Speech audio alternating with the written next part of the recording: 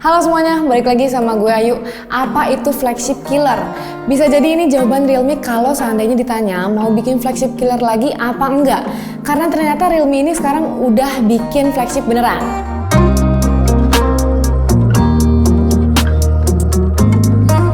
BTW gue bikin video Realme GT2 Pro paling belakangan nih, alias nerima unitnya agak telat. Tapi kami tetap excited kok, karena sebelumnya kan banyak beredar video itu GT2 Pro warna putih. Nah, gue megangnya ini beda sendiri yang warna steel black. Kalau dilihat sih ya oke juga, nggak kalah menarik sama yang warna paper white yang lebih viral. Kalau yang warna steel black ini gue lihat Realme lebih main aman karena looks-nya simple, clean, build quality-nya solid banget, dan frame-nya masih melengkung. Kalau buat dipegang-pegang gue lebih demen frame model begini. Paling bedanya sama yang paper white, feel pasti pegang di tangan. Kalau yang ini lebih licin dan gak bisa dicoret-coret pakai pensil karena emang bukan dari kertas. Di sebelah kanan ada tombol power, di kiri ada tombol volume, di atas ada lubang mic, di bawah ada konektor charger Type-C, SIM card tray dual SIM, grill speaker, dan satu lubang mic lagi.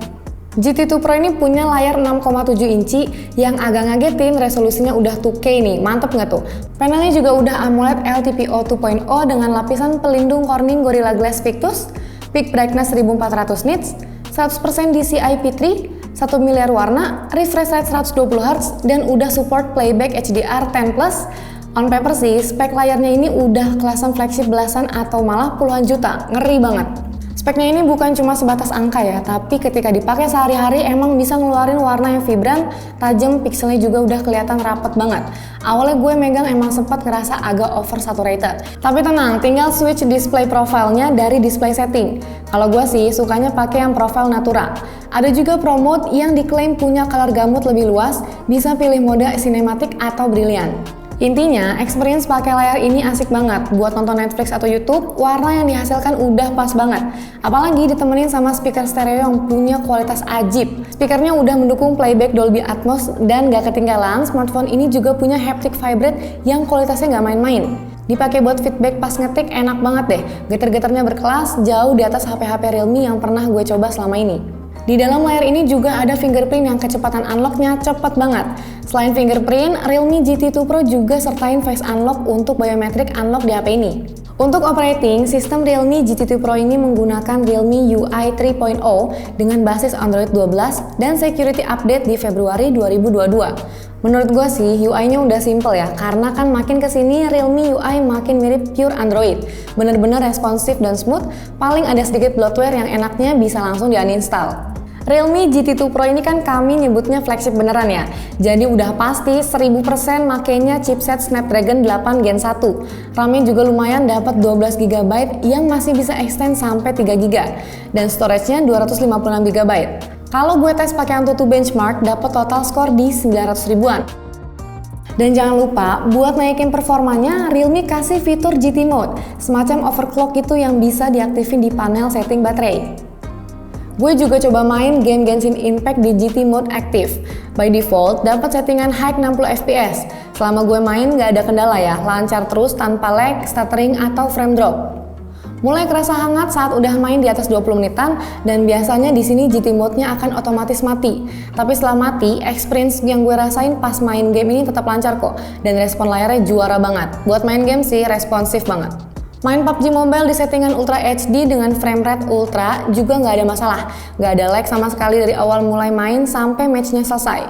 Apalagi kalau main Mobile Legends, dijamin aman, tentram, sentosa di settingan rata kanan. Dan Realme GT2 Pro ini punya stainless steel vapor cooling yang 26% lebih gede dari pendahulunya. Jadi paling ya kerasa hangat aja, nggak pernah sampai panas banget di tangan. Secara gue juga mainnya selalu pakai casing. Biar nggak diprotes spek kenceng tapi baterai kentang, Realme GT2 Pro ini ngasih baterai 5000 mAh yang rada susah dihabisin dalam satu hari. Dalam sehari pemakaian yang banyak tes main game, jalanin benchmark, dan tes kameranya, SOT yang gue dapetin adalah 6 jam. Baterai awet casannya juga udah dikasih Super Dart 65 watt yang bisa isi penuh baterai ini dari 0 sampai 100% cuma 33 menit. Dahsyat banget. Satu hal lagi yang bikin Realme GT2 Pro makin disebut flagship sesungguhnya karena kameranya nggak kaleng-kaleng. Dia punya setup 3 kamera, lensa utama 50MP f1.8, sensornya IMX766, udah PDAF dan tentunya punya OIS juga. Terus ada lensa ultrawide 50 megapiksel f2.2. Yang lain dari yang lain, menurut gue ini adalah lensa ultrawide smartphone tercanggih karena dia punya mode fisheye sampai 150 derajat.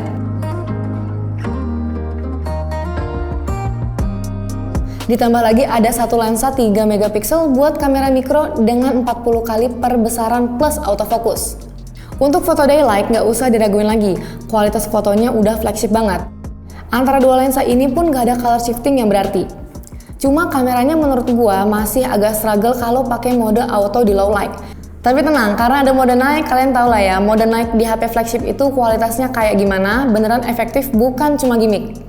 Untuk perekaman video, kamera utamanya bisa rekam up to 8K 24 fps.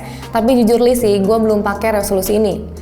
Jadi kebanyakan video yang gue rekam di resolusi 4K 60, di resolusi ini kedua lensa sangat baik dalam perekaman video, kestabilannya pun oke banget. Di keadaan low light, kamera utamanya nggak ada masalah sama sekali dalam perekaman video. Paling lensa ultrawide yang agak struggle dan kita akan nemuin suka terasa ada jitter. Nah, sayang seribu sayang sekaligus bikin kami heran. Kok bisa-bisanya ya Realme nggak ngasih lensa tele? Padahal menurut kami lensa tele itu bisa ngasih sudut pandang yang berbeda dari sebuah foto. Beneran bingung sih ya, karena ketika flagship bisa ngasih 3 kali, 4 kali, atau bahkan 10 kali optical zoom, tapi Realme GT2 Pro ini malah absen nggak ngasih lensa tele. Tapi ya, balik lagi ke kebutuhan masing-masing. Kalau kalian termasuk yang jarang motret zoom, sistem kamera di HP ini tuh udah berada di kasta flagship yang sesungguhnya. Lagi pula, Realme GT2 Pro ini adalah flagship dengan Snapdragon 8 Gen 1 termurah dan semua aspek di Realme GT2 Pro ini udah ada di level flagship ya.